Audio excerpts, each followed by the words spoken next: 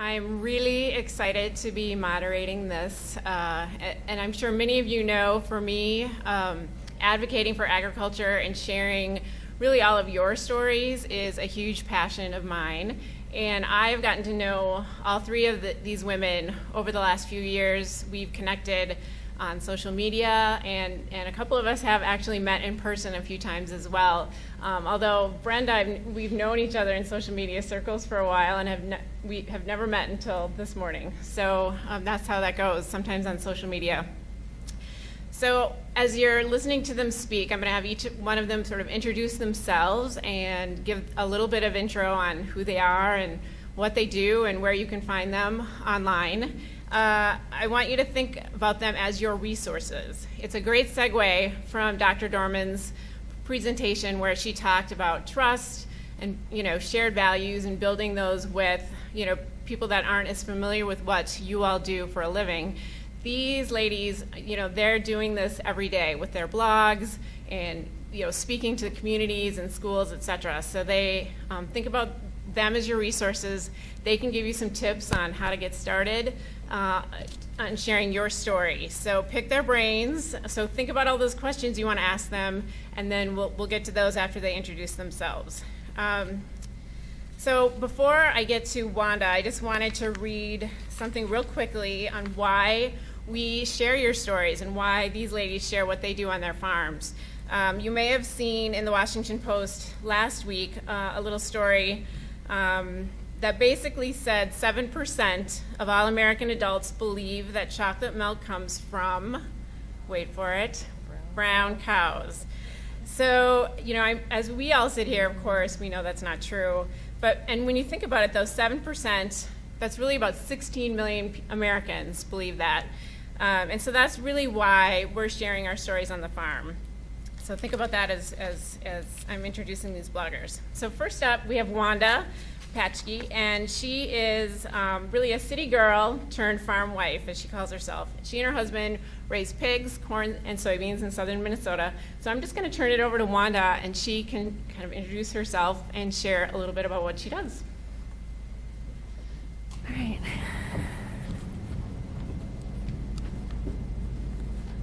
Okay, thanks, Laura. I'm just really excited about being here today, and I'm hoping you all come up with some really great questions because I know we're all looking forward to that. Just to give you a little background about myself, I'm from Fairmont, Minnesota, which is in extreme southern Minnesota. I'm literally 10 miles from the Iowa border. My husband and I, we have a hog operation, and we also do corn and soybeans. We're actually considered a small farmer down in by Welcome, Minnesota. So this is a picture of my family. We were actually the 2015 Farm Family of the Year, selected one of those through the extension. I'm also on the Minnesota Pork Board. In 2012, our family was Minnesota Pork Farm Family of the Year. In 2015, I was elected as the Minnesota Pork Promoter of the Year. So just very active. Agriculture is my passion. I am from the city, so I was never, raised on a farm. In fact, I didn't even want to marry a farmer. I tell everybody that back when I was in high school, my best friend lived on a farm, and I, just like best friends do, we would visit each other's home and stay overnight. And I happened to stay overnight at her house one evening, and Saturday morning came, and she had, on her farm, they had hogs, so she had to get up the next morning and actually clean the hog pens, and I've never done that. And I said, I'm not going to come and help, but I'll come watch. And I did. And when she finished, I told her, I said, I will never marry a hog farmer. So you can look at it two ways. Of course, never say never. And then the other thing is, what I believe in is I think God has quite the sense of humor. So anyway, yeah, and I'm also part of the Marl system. Actually, Sarah and I were in the same class 8, and so that was a great program. And I do a lot of, lately here, a lot of local advocacy, and I think we'll kind of get into that a little bit later. I'm just going to move things along here. So this is my farm, just an aerial view. Like I said, we're a small farmer. We raise about 6,800 pigs a year, and that's considered small down there. Just so you understand where the demographics of where I live. So we're the #1 pork producing county in Minnesota. We're also ranked 6th nationally. We sell close to 2 million pigs a year out of our county. So actually there's hog barns everywhere. Okay, and the other thing, and again, this is part of my whole story, is that we are a family farm. It's just my husband and I. We do have one employee, but we're also a farm corporation. And that's kind of part of our story too, because a lot of people, make a lot of these assumptions of what farm corporations are, when in reality, we're just a family farm. So how did I get started with my blog? Where did it start? Well, there's actually a few factors. My first, quote, career that I've had is I worked at a local manufacturing company called Waitronics, and if you're familiar with feed grinders, that's what they did, electronic scales. And I worked in the IT department there for almost 20 years. And so I was very familiar with computers. That contributed to it, my passion for ag. And I was really frustrated by all the misinformation about ag, and I know you know exactly what I'm talking about. So with that frustration, my background in computers, and really what really pulled it all together is I attended my very first Ag Chat conference in Kansas City. Ag Chat is a national conference for agriculture and for social media, kind of bring those two together. It started off to kind of teach us the different skills in social media. It's kind of evolved from them.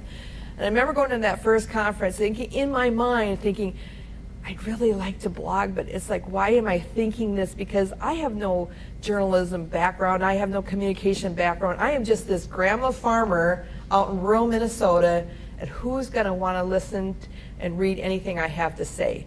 But you know what? After that conference, I was inspired. I decided to give it a chance. I thought, you know what? If nobody reads it, not a big deal. Nobody will even know I even existed. But it's been a real interesting journey since then. A lot of neat things have happened out of that. And the other part of this too is that, we're all 2 to 4 generations removed from the farm. That's contributed to a lot of the issues that we're dealing with, especially with the misinformation. Okay, so again, the types of advocating that I do have my blog. It's called Minnesota Farm Living. It's just about 5 years old. I'm probably only about a month or two from that. And, the types of things that I blog about, I'm not afraid of the hot topics because I feel like there's a reason that they're hot topics. So I'll talk about antibiotics, I'll talk GMOs, talk hormones, all those touchy-feely things that consumers are just not really sure of. I don't have any problem with doing that. I like to do the person-to-person advocating. In fact, that's a real joy too, because you really get that face-to-face connection.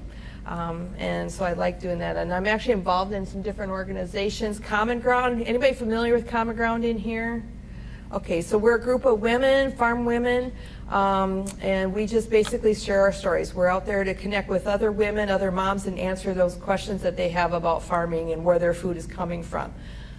And again, with the Minnesota Pork, do a lot of advocating events there. I've been on blogger tours with them. Oink outings, which is where we go to farmers markets. We don't sell anything at the farmers markets, but for every question they ask us, we donate 1 pound of ground pork to Second Harvest Heartland. So it's a win-win situation, and you're really getting into that type of population that we want to actually converse with. So my social media platform, I put this out here, and honestly, I'm going to tell you, numbers don't mean anything. You can have 100,000 followers, and it doesn't matter, because the key is you need to engage. You have to talk with your readers, those that are following your page. Right now, I'm actually over 8,700 followers because I put this is how crazy it is. I put this picture out there that's from an old newspaper from the early 80s. Back when we used to bean ride, had anybody bean ride? Okay, my husband made this little contraption on the front of the tractor, and then we'd spray weeds.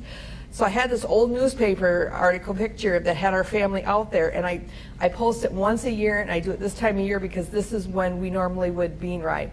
You would not believe the response every single year. It's unbelievable. I think this thing has reached over 300,000 people's news feed and 1,700 likes and over 500 shares. It's just nuts. So anyway, that's where that kind of came from.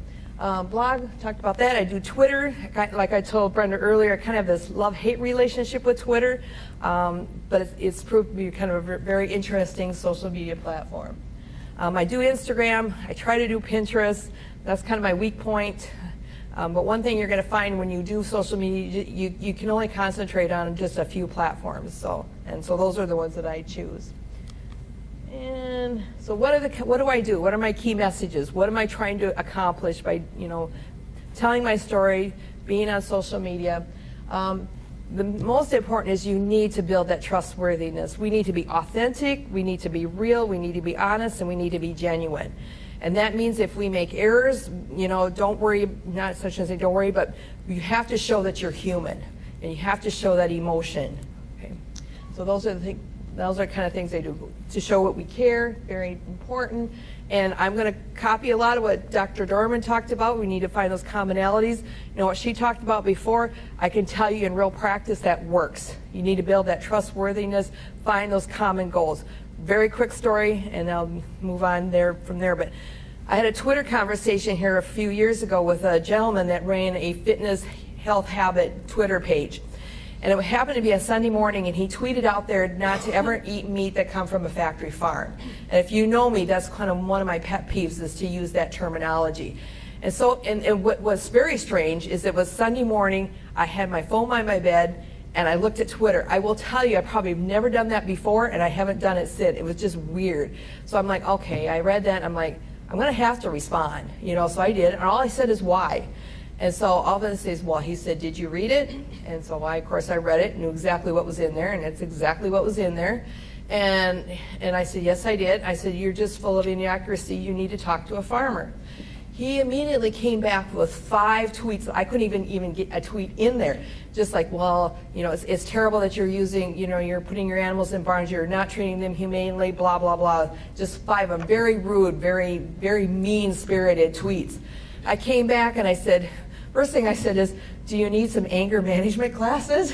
Because it was just like, whoa, just settle down, So then he says, if you have any resources for me, I would love to read them. And I said, sure. It just happened the week before I had posted a blog post that would have very appropriate for what we were talking about. So I sent that to him. And he came back and he responded and he says, well, thank you. He said, I appreciate that. I read it and I appreciate what I read. He says, I'm always trying to learn. I responded back with, you know what, I am too.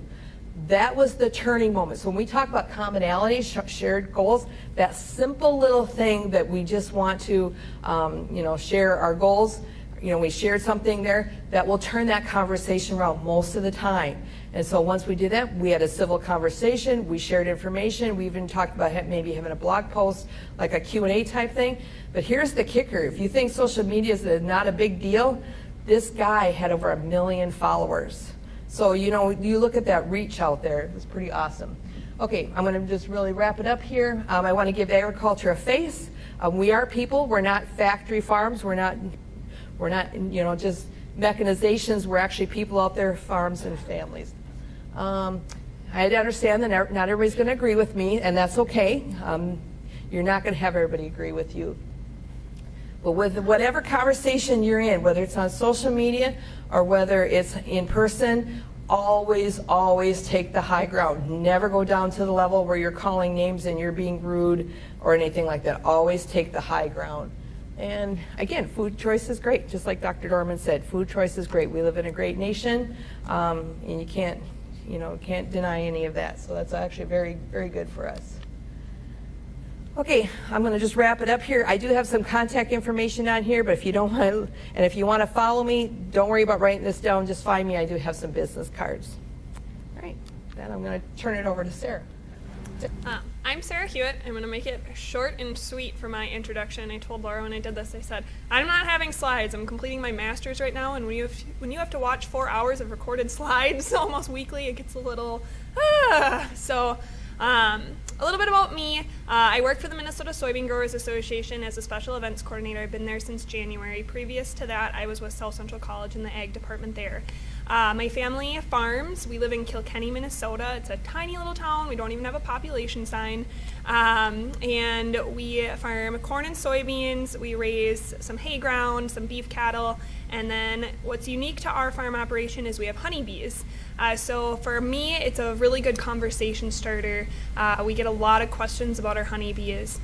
Similar to Wanda, I started blogging after attending an Ag Chat conference myself. I went down to North Carolina for mine, and that's actually the first time I met Laura and Wanda in person, so kind of nice when you can meet some of those people that you follow on social media in real life. And for me, it was a way to kind of showcase our farm story. I had worked in the health and wellness industry for about 6 years. I worked at a local hospital and I was a community health and wellness ambassador. And I was into food and fitness and coaching people on what to eat and how they should eat. And this was everything from people that were making microwave freezer meals every single night to people that were really into fitness and protein powder and things like that. So I started to hear a lot of misconceptions, and as a farmer, I just was like, no, this is wrong. This is not how things are. So the blog was an easy way for me to basically just tell my story and to hit some of those kind of topic questions and kind of be ahead of the game. I would pick kind of topics that I could reuse or topics that were normal to me on my farm every day but that people were interested in that I could talk about. Picking rocks was one. I did a blog post on picking rocks, and that was what a lot of people were interested in because a lot of people remembered that. And people just, it was an everyday activity to me, but I wrote a blog post about it. So there's certain things like that that I just really picked up on in social media. And then for us, as our farm operation grew, I started a Facebook page, Twitter accounts, Instagram, and I'm doing all of those, but then we also introduced some more businesses. So our honey is actually a side business. It has its own entity. We sell the honey locally, so we have a business page for that. So we have to use social media to interact with our customers and sell our product that way.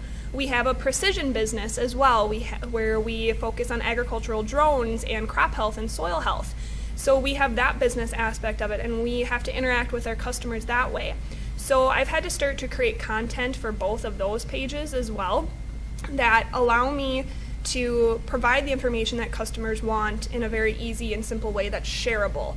And I think that part is really interesting to kind of see both worlds of telling my farm story through the blog, but then also having that business aspect to it. Like I said, I don't have slides because I want to get to your questions. I want to know what you guys want to know. So I'm really hoping you guys have a lot of good questions because I think that's the conversation piece that I'm excited for today.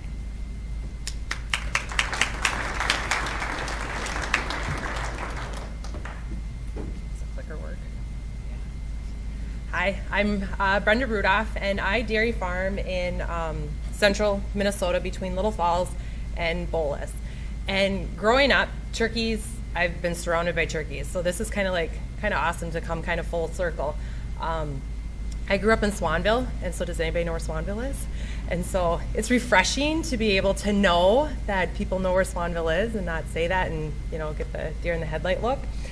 My social channels are Facebook, Instagram, and YouTube. My kids and I, we started doing cooking videos on YouTube, and I share them also on Facebook.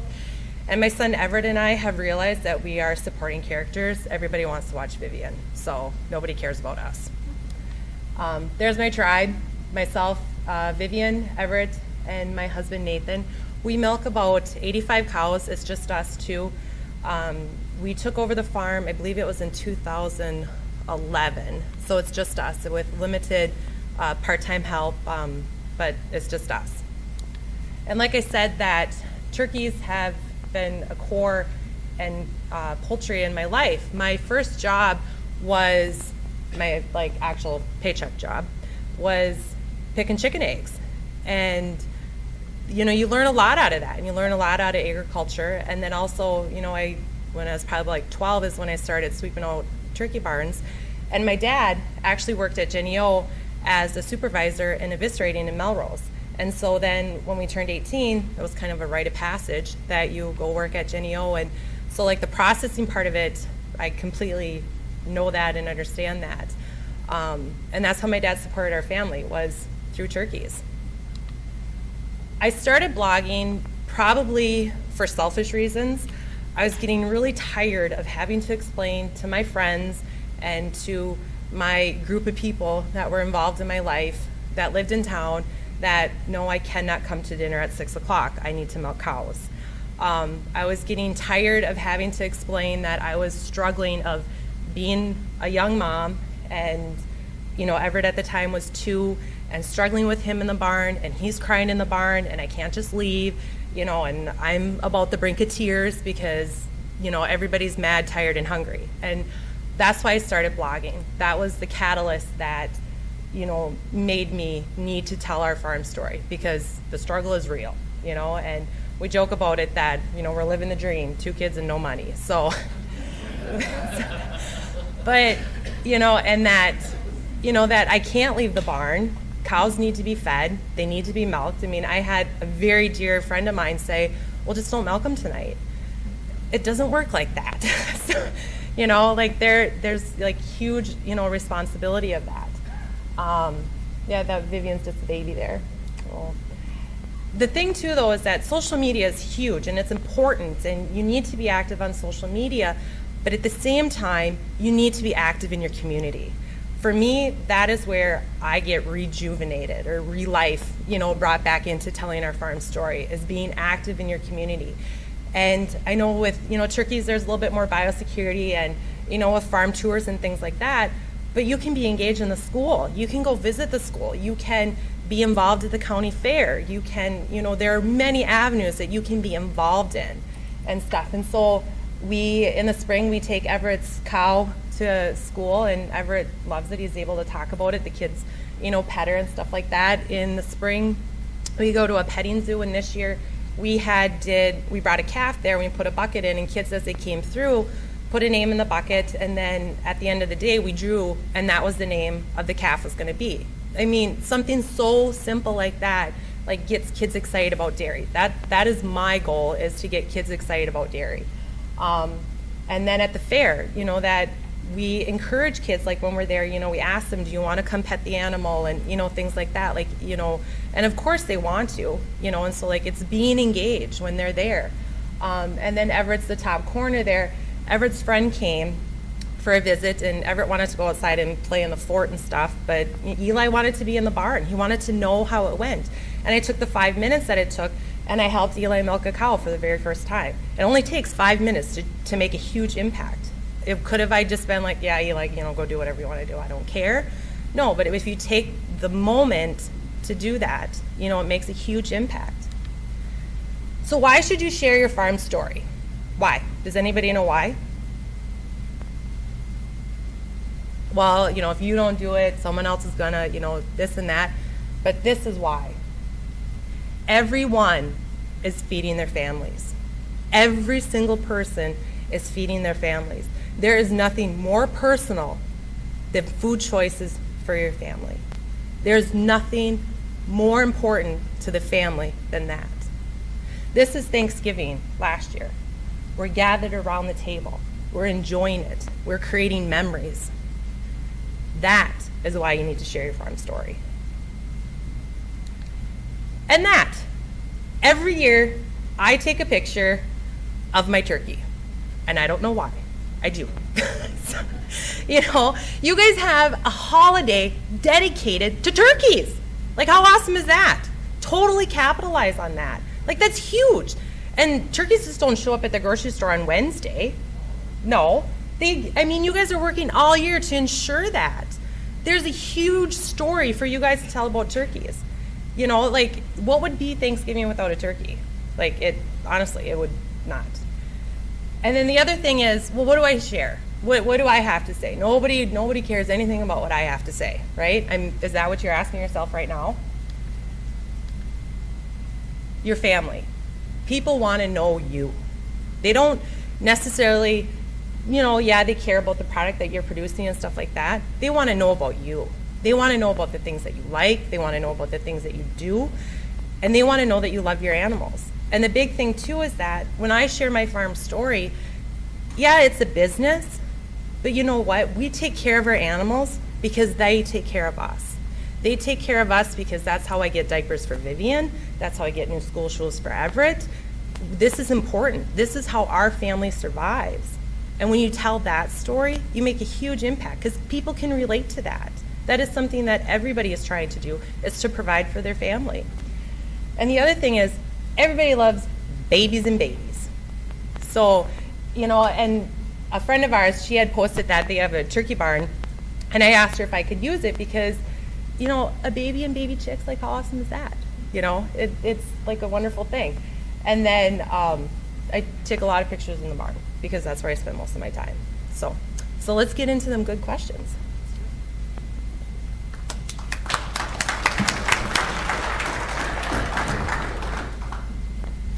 Thank you, ladies. All right. Who's got questions? Who wants to pick their brains? It's a quiet group, but they're getting hungry. All right, well, I'll start it out. I'd love to, oh, over, go ahead. What age generation do you think most confused about food? So the question was, which generation, age group do you find is most confused about food? Mine. I'm your target market. I'm a mom and I'm a millennial right here. And I'm part of I live near the Mankato area, and I'm a part of a Mankato moms group. And some of the questions and things that people post in there, oh boy. I mean, when they talk about taking a step back and, you know, trying to figure out what they're really concerned about is huge. I mean, just the other day when Gerber Foods, the baby food thing, came out with lead being in baby food. Well, lead's naturally occurring in the ground. Root vegetables are going to have it no matter what you do. But moms just went whoof off that. But if you don't know that, you know, you don't know what you don't know. So, you know, it's trying to get to that kind of root cause. I speak to a lot of high school groups, and they're not as concerned with it. They're kind of just like, we want to eat what we want to eat. They are probably more receptive to a lot of the conversations that I've had. They think it's interesting and wonderful and fantastic, everything farmers are doing, and they want to learn, and I think that's really interesting. Just from that age group is that, you know, they have these moldable minds right now, and yeah, I would say my age group, that kind of millennial mom, she's so concerned about what she's putting in her kid's mouth. And I've been there. You know, I have a 2-year-old, and I can remember like just stressing over, she's not eating like the chicken and strawberry mash I made for her, you know, and now I'm just like, eat the cheese, please. So I get it. I definitely get it. There's a lot of concern over, you know, what we're feeding our kids. I'm just going to reiterate what Sarah said exactly. So the readers, my followers on my social media platforms, 2/3 are women, and it's her age group. That's who follow what I have to write. I'm just going to give one really quick story about, you know, that fear that's out there, and it makes me a little angry with the marketers out there, but I get it. I get what they're trying to do, but it's causing so much frustration for these moms. So actually it was Egg Chat, and I don't know if that was the same one, but they had a panel of 4 people. It was a food extension, a food blogger, a mommy blogger, and a chef. And so they come up, they just select people from the community, and they got up there, and again, it's kind of like what we're doing here, ask them questions. And they somehow got up talking about, one of the gals had said that, you know, she goes in the grocery store, she stands at that meat counter, and she looks at all the labels, and she is completely confused. You think about it, you know, range-free, you know, grass-fed, natural, antibiotic-free, hormone-free.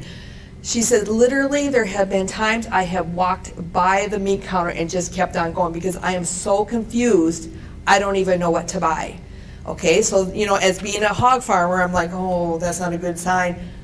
As soon as she had said that, 2 other panelists said the exact same thing. 3 out of the 4 panelists said they have actually done that.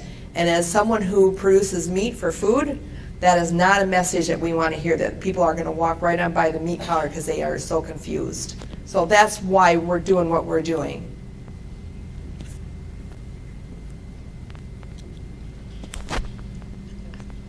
Go ahead, Jeff.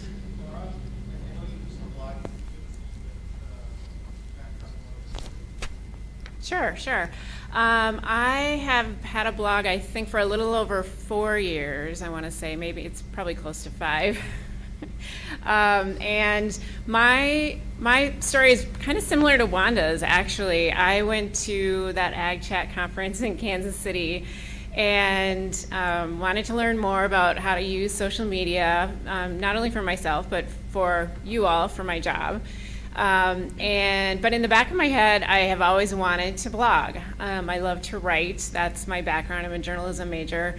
But I don't know, I just didn't necessarily think the blog was for, I could do a blog, who's going to read it? You kind of talk yourself out of doing all of that. It's really easy to think, kind of think negatively on that.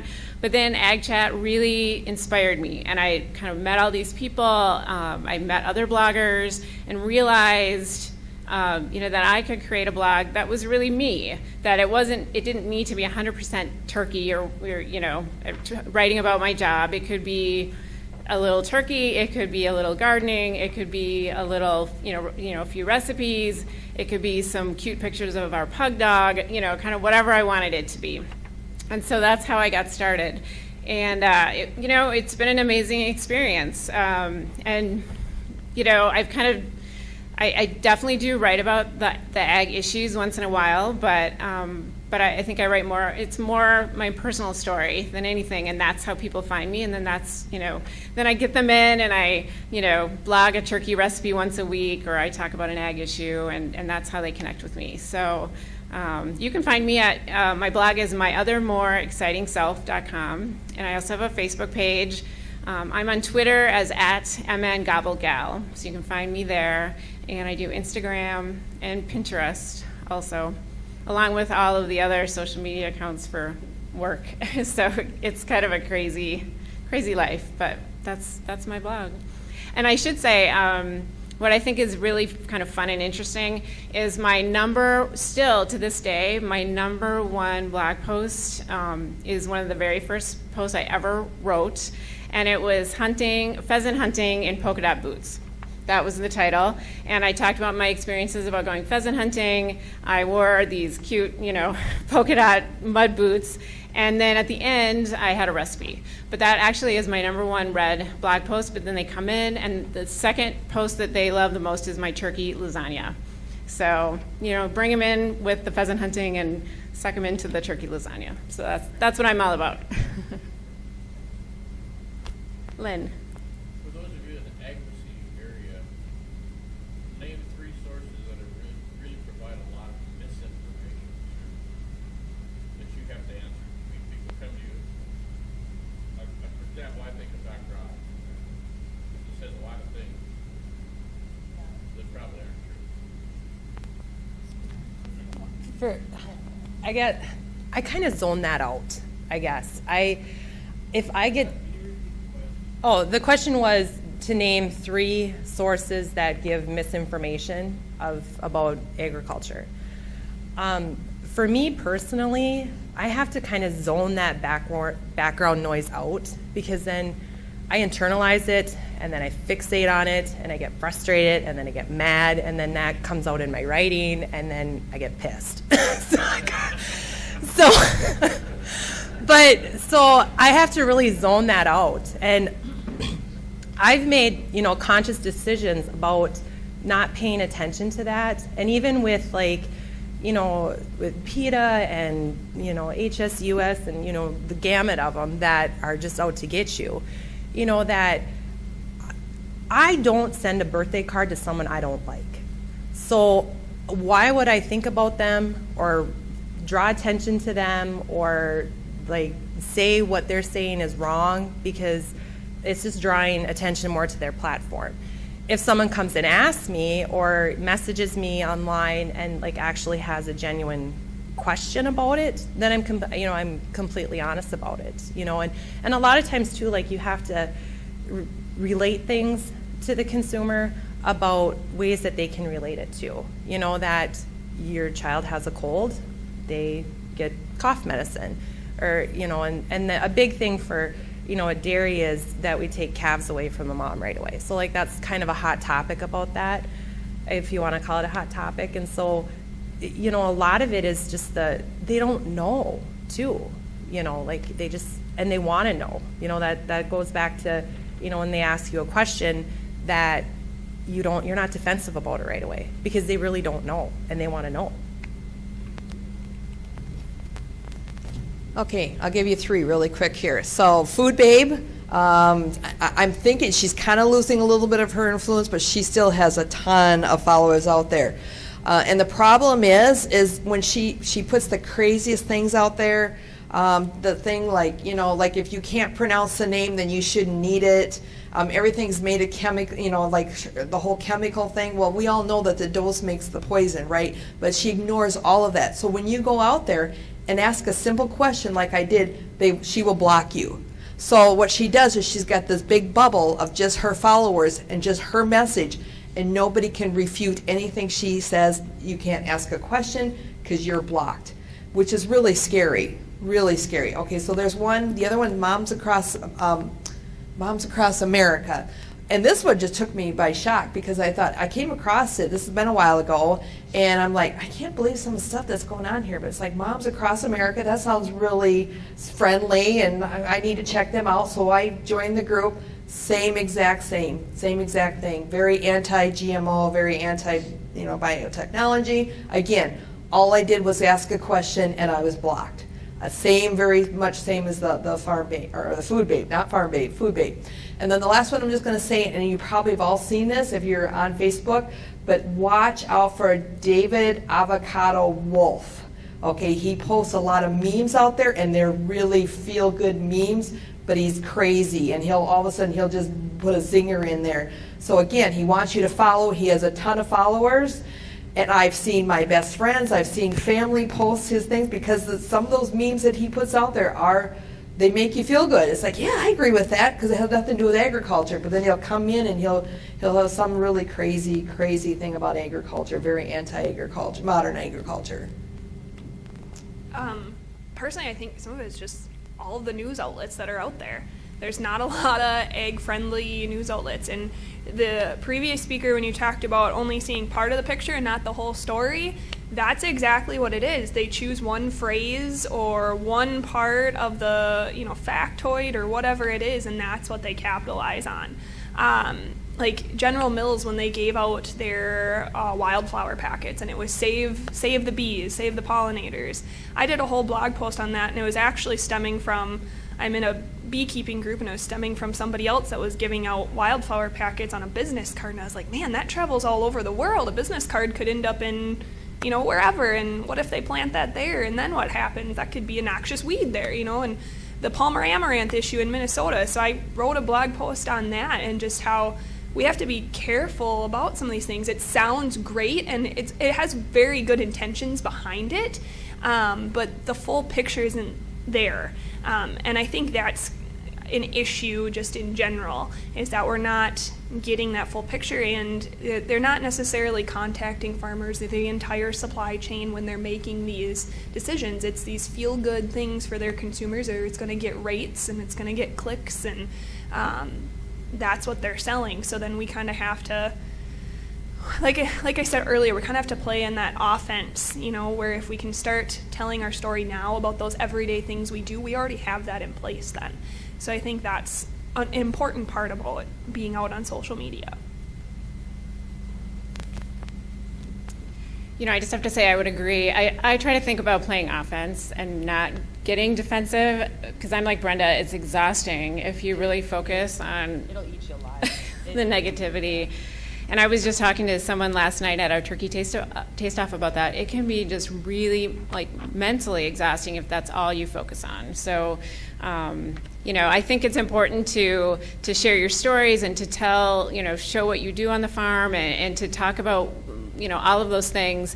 I think it's also important to remember that sometimes it's not the noisy people that you're reaching, it's the lurkers behind the scenes that read your stuff and see your comments, but maybe they aren't commenting themselves.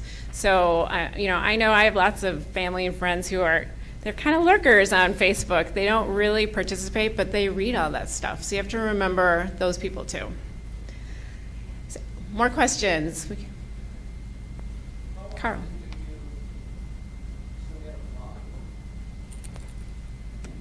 My goal is one a week.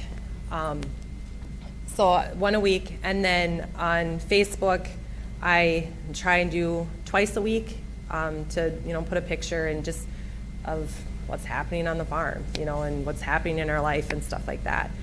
But the actual blog post is once a week. But then I've also do videos with the kids, so then I can put that on my blog and on YouTube, and so then I count that then as a double dip. So I count that as a post. I have no schedule or rhyme or reason.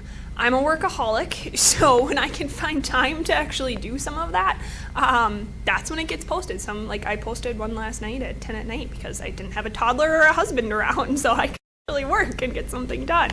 I also write for 2 other companies, and as well as Mankato Moms blog group too. So I find that I'm getting out there in different ways. My story is getting more reach now just by doing that. So that's really nice. But I found even just sharing certain things on social media, sharing other people's blogs, giving them more traction on some of those good stories is great. And actually something I've started doing most recently has been Facebook Live, especially on our honey business.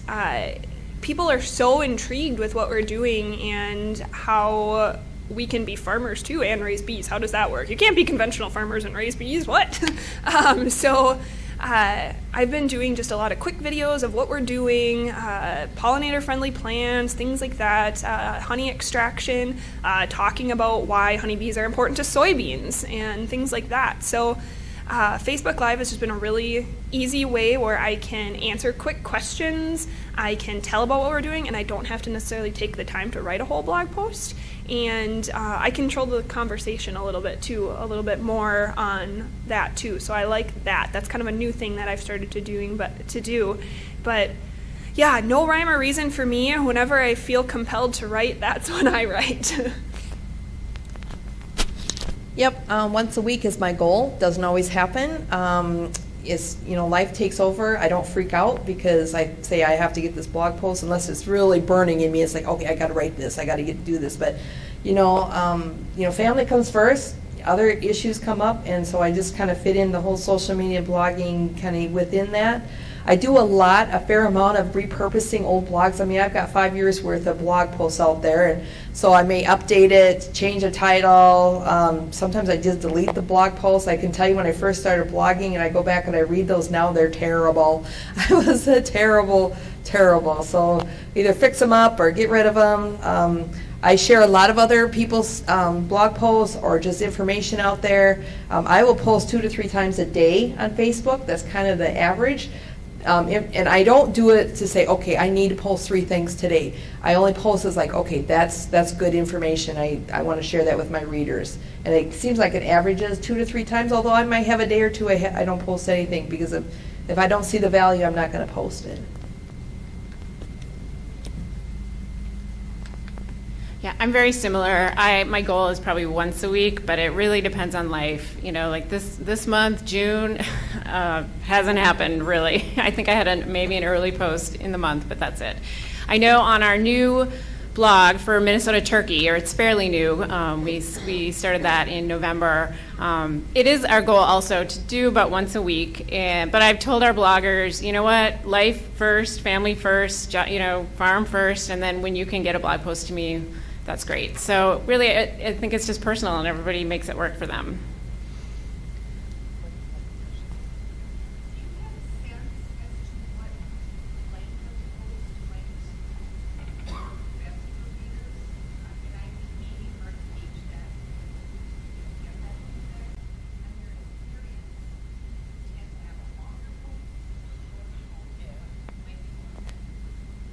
So the question was, do they have a suggestion on what would be the best kind of length of post, longer, shorter, or kind of what everybody's experience is with that?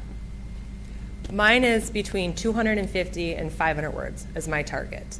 Because me personally, when I read something, that's about how my attention span is, and I don't get halfway through the article. Or it's get to the point. What are we getting at here? Like I got something else to do. So my target goal is between 250 and 500 words is my target. I have had some that have gone longer than that, just because it all needed to be in there and stuff. And the other thing too is what I do is because I do write about my family, and that when I first started, not so much now anymore, But when I had first started, I had Nathan, my husband, read everything that I put out there because it affected him too. And are we comfortable with sharing this or not? And that's one of the great things about social media is because you can choose what you want to share and what you don't want to share. If it's something you don't want to talk about, you don't have to put it on there. There's some things that I don't talk about because I don't think that I can effectively tell that story appropriately. And then also I even have Everett now, he's included in this is what I'm writing about because we had an incident, well, not an incident, but about a year ago, I want to say, I wrote about him and feeding his elephants in the backyard. Well, we live in Minnesota, we don't have elephants. So they're pretend elephants, and an older cousin of mine was asking him about them, and he interpreted that as she was making fun of him, and he had tears and he was upset and stuff. So now when I do write about stuff, I do tell him, what we're writing about.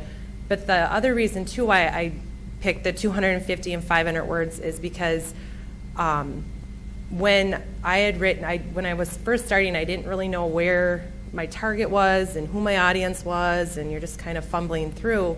And I had written about when Everett's cow had her calf, and I wrote about it, and I wrote about Everett was there with her and things like that. And a friend of mine emailed me back that she loved it so much because she could read it to her kid for a bedtime story. And I was like, aha, there's my target. And so, there's some things that I write that probably aren't child appropriate, but that is also my target, is that kind of age demographic that everybody can read it. And if you get on beyond that, a 7th grader's not going to read it.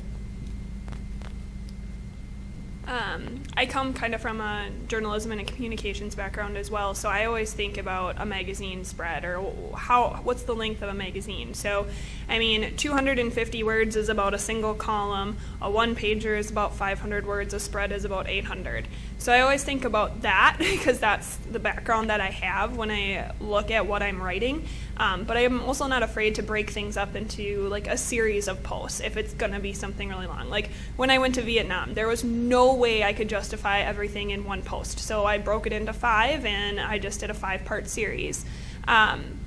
So there's certain things that you can do that way, and it's really easy, I think, just to take certain simple things and make them, that's kind of your 500-word target. If you have something that's more emotional, make it longer. That's okay. I think we shy away in agriculture sometimes from writing about those really hard emotional stories, and that's what our consumer connects with. So I've really delved into that, and those are those 800-word, 2-page spread type stories. And I'm not seeing a dip in readership. Honestly, those are the ones that they are commenting on the most or emailing me personally and saying, thank you for writing this because my child is a farmer, my son's a farmer, or my daughter married a farm family, or, I used to farm, or whatever it is. Thank you for telling my story. So it's easy to say, yep, this one, but sometimes it's just hit or miss. You have a really good topic and it goes crazy, and the word count doesn't even matter. But yeah, I always think about kind of that journalism spread. That's what I was trained to do, and that's how I think about it. I don't really pay attention to how many words, although I will say probably the average, my blog posts are probably in that 600, 700, 800. That's kind of probably the average. I make sure I have pictures in there. If it's appropriate, there might be videos in there. So that's really how it is. And I also went to Vietnam, and I did attempt to do it in one blog post, and it's a really long blog post. So I debated too to split it up just like Sarah did, but it's just the route that I went. So. More questions? John? Say that again, what?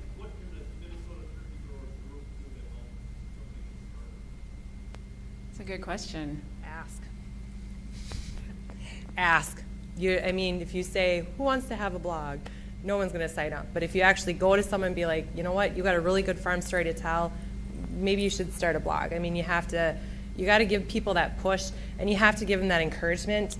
I was afraid to start blogging because I needed to protect my family.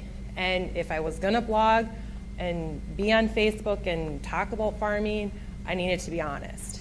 And that to put yourself out there. And I've noticed it just even now of, of gaining more followers and people talking to Everett in the grocery store that I have no idea who they are and they know his name, and it changes how I parent, when we go places and things like that of, talking to him, do you know this person, and, and things like that.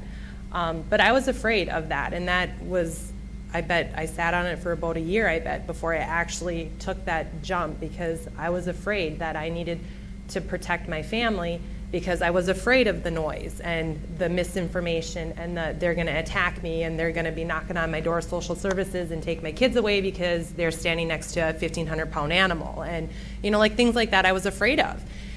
And I just bit the bullet and no, I need to do this. And so you just got to do it, and you just ask, personally ask people that that can do it.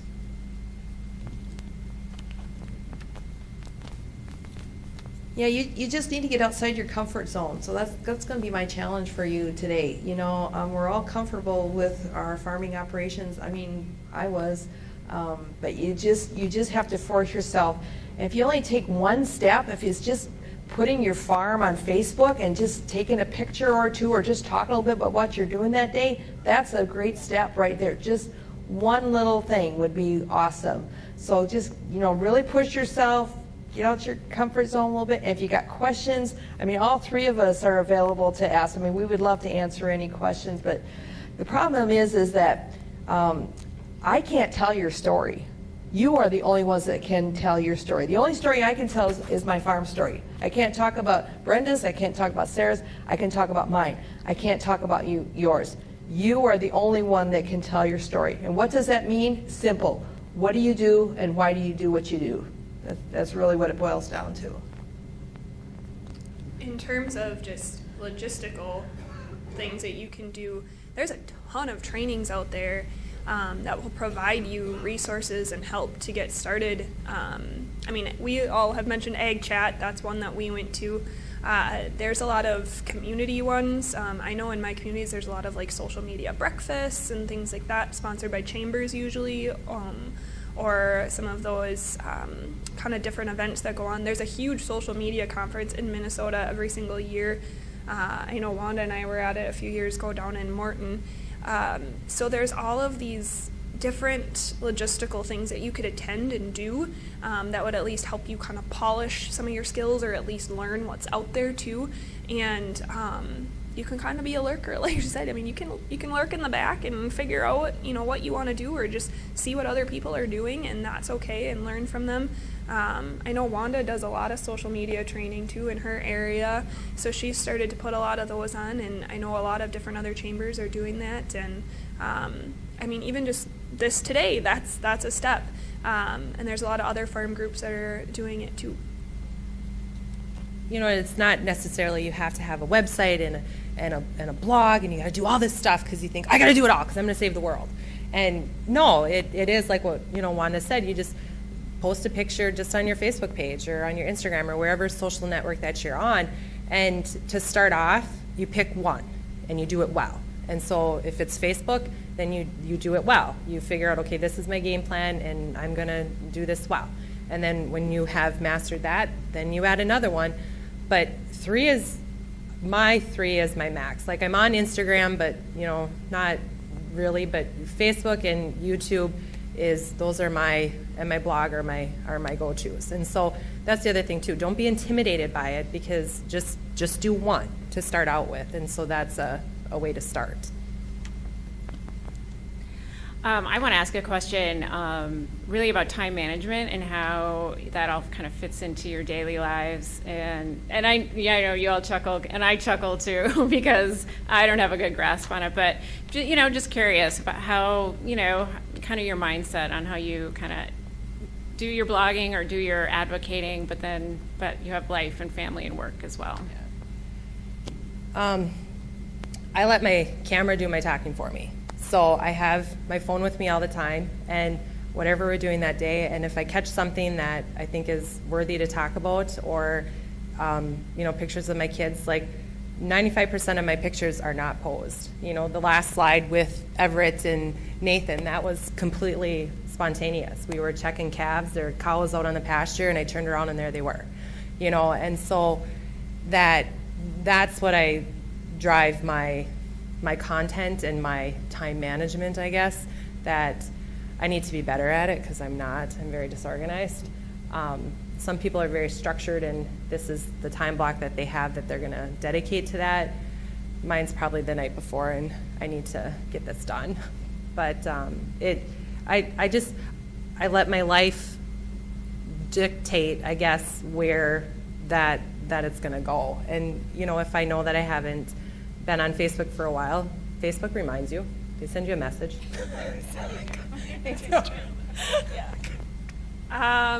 Like I said earlier, I'm kind of a workaholic. I have quite a few jobs, and then a 2-year-old and a farm, and we're operating all these businesses. So I will admit I have a color-coded planner. So for me to just stay up on everything that I have going on, I mean, I have to keep track of it all. So Harper's events are in pink, and family events are in light blue, and work stuff is in purple. I need you in my life. It's written on paper. So, and that's just what I have to do, just because otherwise, I mean, like I said, we operate multiple businesses. I work full time. I work 2 part-time jobs, and then I freelance write. So I have to do that in order to keep track of everything. But kind of the same. I mean, I have my phone on me at all times. So if we have something funny happen on the farm, we take a picture of it. If we have something crazy going on, I take a picture and I upload it to Instagram or Facebook or one of our pages.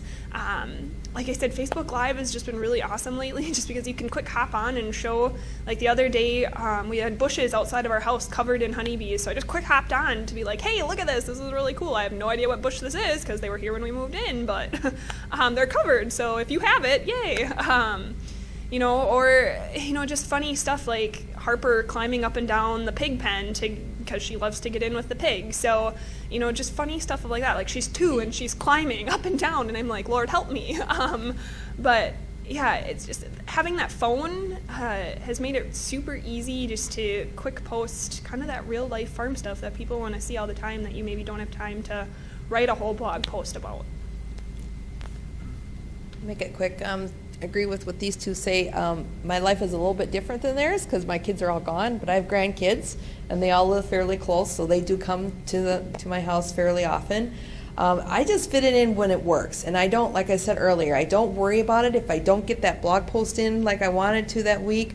I just kind of go with the flow. Like since Friday, I've had my brother and sister-in-law and my niece up here from Wichita, and we've been busy doing all these other things. And I send out a weekly newsletter. There's something new that I've been doing, and I usually have it go out first thing Monday morning. And this week there is no newsletter that went out. So I'll do it next week, and I'll just say, hey, I was busy with family things. This is what happens. So here's what's happened the last couple of weeks. So I just go with the flow. I really do. Wanda, I was noticing I didn't get that email in my inbox. Yeah. Just kidding. Yeah, and I would just comment real quick, and then, yeah, we'll get your question.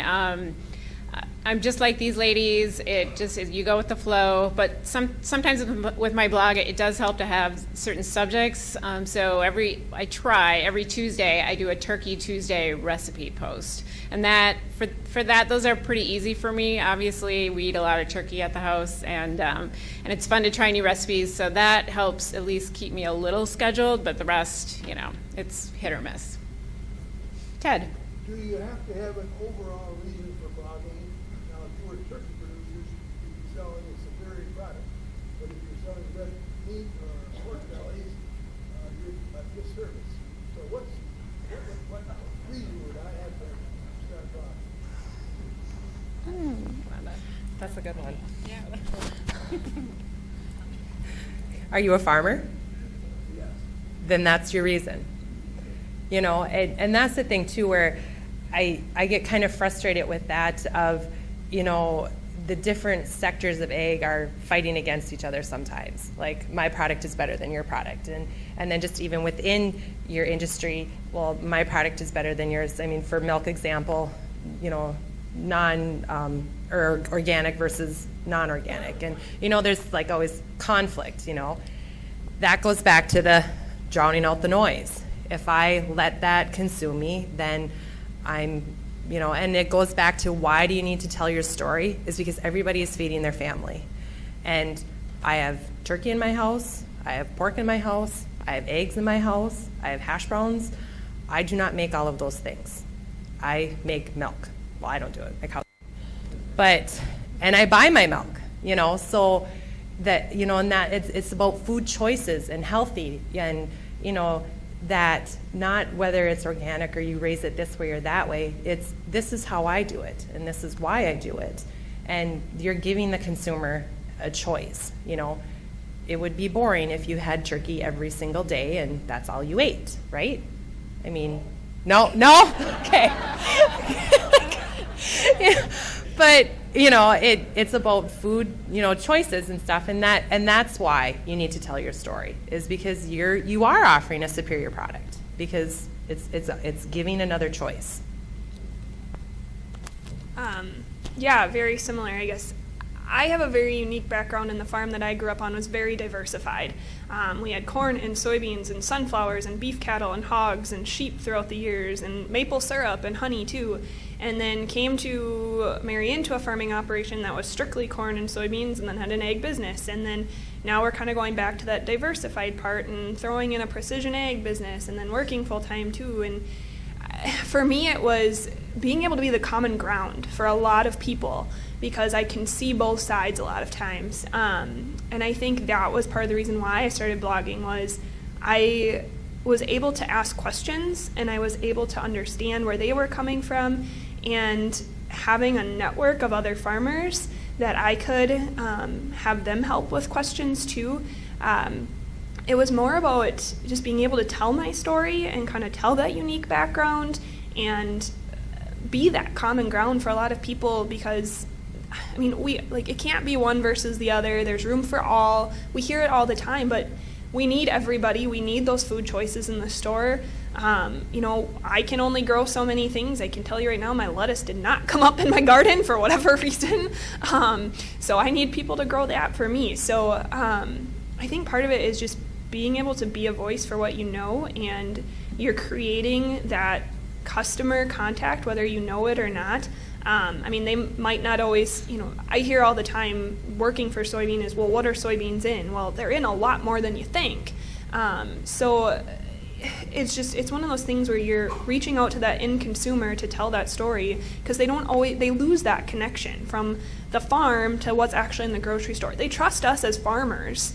They don't necessarily trust the system that gets it to the grocery store. They don't trust the big businesses that are out there. They really do think that we as farmers are owned by corporations, whether it's Jenny or Hormel or General Mills or Monsanto or whoever it is. They think that they are making those decisions for us. So it's being able to kind of tell that story, to make that connection with the farmer and help, put that trust back in the whole system. Simply put, people want to know you. People don't know farmers. You have a face for agriculture, and people are thriving. They want to know you. And so that's a great reason to be out there. As simple as that. Just being out there, people can know that there are actual farmers out there, and we're all not just factories that with no faces and that sort of thing. They want to know you. I think that's a great way to end this awesome panel. I hope you guys enjoyed listening to these women. They are rock stars in Minnesota in ag blogging. So I so appreciate your time, all three of you. We have a little parting gift for each of you. Thank you. Thank you. So join me and give them a round of applause, please.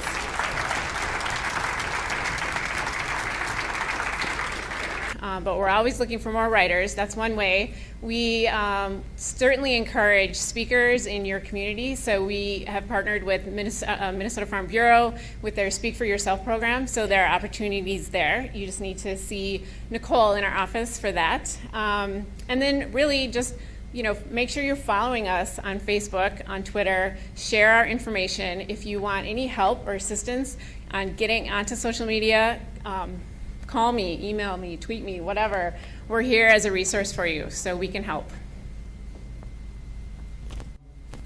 She mentioned we've got bloggers on hand already within our system. We'd like to expand that, but also like to expand that and get different perspectives. So we've got some different perspectives, but also would be great to get, maybe it's a feed salesman or a nutritionist or somebody like that is in a different role within the industry to share their thoughts.